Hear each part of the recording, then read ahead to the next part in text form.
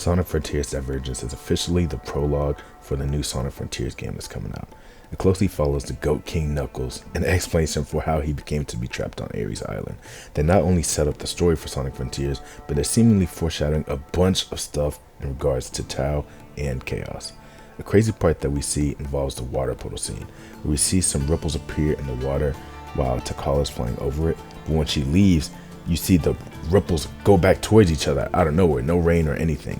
So at first I thought it was just to like set that sinister, mysterious tone that the prologue was going for, and just Sonic Frontiers in general, but it makes more and more sense that it's actually Chaos. So at the end of Sonic Adventure, Sonic goes At the end of Sonic Adventure, Sonic goes supersonic and defeats Perfect Chaos, neutralizing his heart. We then see Chaos and Takal, who has been dead for 3,000 years or so, go up to Sonic Universe's version of heaven. However, we see and hear Takal's hint orb in the prologue. They ripped the sounds directly from Sonic Adventure 1, which is such a crazy callback.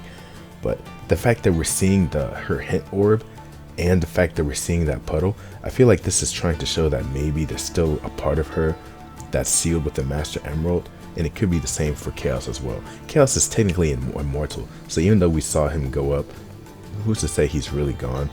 And now that I think about it, Chaos comes back in Sonic Battle. After you beat the main story, Eggman is doing, I can't even remember honestly, he's doing something like shooting meteors at the earth or something that's like that, and Chaos comes out of nowhere, like he comes out of the Master Emerald again. So they've already done it once, bringing back Chaos into the world again after the events of Sonic Adventure 1. So to me, they already opened that can of worms, so they can easily do it again. Before I finish that thought though, I want to get into the real meat of the video, why you clicked, what we're really here for, is the Chao! The scene that made my jaw drop was seeing the Night Chao find like the Koco shell. You heard me, everybody's saying it's a dead Koco, oh he just found a dead Koco. But that's not a dead Koco. One, you saw that it was like pretty thin, like it's not like wide like how a normal Koco was. And two, I think it would be kind of crazy for to have that Night Chao looking all happy and cutesy and just picking up a dead corpse. You know, I don't know if Sonic can be dark at times, but I don't really think that they would actually do that. But the main reason why I say it's a shell is because you see what the Night Chao did as soon as Knuckles gave it to him, is like he put it against his face. So like it's a mask. So like a shell or a mask. It's making me think that, and it had like the eye holes in it. And this entire prologue has been an extremely deliberate with all of its movements, like even the sound effects, and like just their attention to detail in general, especially concerning the cow. For example, you saw that when the Night's Chao got hurt, when Knuckles was breaking that boulder, we see that Knuckles rubs its head, just like in Sonic Adventure 2. Like anytime you accidentally hit your Chao, you know you always gotta rub its head and to help make it feel better. Also in Sonic Adventure 2, the Chao have like multiple items that they can, if you give it to them, you have to give them a skeleton dog first, but once you give it to them, they will get an exclamation point above their head, and then they'll wear it like a hat. But when they do that, when you give them that shell, they get the exclamation point above their head. Just like the Night's Chao, Knuckles gave him the little, the Koco shell or the Koco mask, and he got the exclamation point. Then he put it against his face and started flying off with it. And so I have no idea what the actual implications of this, and just the implications of the cyberspace portal being in Sky Sanctuary. But the fact that Knuckles said that the portal was older than Sky Sanctuary means that it probably precedes the island as well, Angel Island.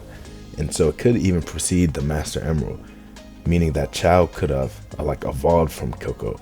Like, I don't know if the Koco is the ancestor to the Chao, or I don't know if Koco are really just Chao, just with those like trapped inside those stone masks, or the stone shell, whatever you want to call it. We just really don't know at this point. And I thought that Chao was over with once they said that, oh, there's not gonna be no Chao Garden in Sonic Frontiers. I thought the whole Chao implication was over, but it seems like it's like way deeper than we thought it was going to be. Because we've seen from trailers, we've seen that Sage has actively tried to kill Koco, like that little Koco that Sonic saved at the last second. She was trying to nuke it, and so it makes me wonder just what about them is so dangerous. Sage's whole goal is that she's trying to protect the island or the world. She keeps saying that Sonic is putting the whole world at danger. So, but what is it about the Koco that is seemingly endangering the entire world? So all I gotta say is that they are tying so much of like the Emerald, Master Emerald and Chaos lore into this game, and that even though the Chao Garden was deconfirmed, part of me is curious to see if that's really true. Like, I don't know if they're trying to, I don't know if this is hopium or this is some hopium copium stuff, but I don't know if they're just trying to shift our, like, maybe spoiling the true like twist that's in the Sonic Frontier story. And it makes things like that Ian Flynn interview where he mentioned that there's a quip that Sonic says while he's running around the island on Kronos Island, that he sees that big waterfall and he's gonna say, oh, this water ball would be a great place for a Chao Garden. And it came off as innocent then, but now I just can't look at that in the same light. TLDR, I just think the Chao, Chaos, Tikal, and the Master Emerald, I don't think they're done with the story at all. And I won't be surprised if it turns out that Knuckles isn't the only one who's gonna end up walking through that cyberspace portal in Sky Sanctuary. So let me know what you think about the connections that may or may not be with the Koco and the Chao, and let me know if you enjoyed this video. This has been your boy BeastMD, and y'all have a great one.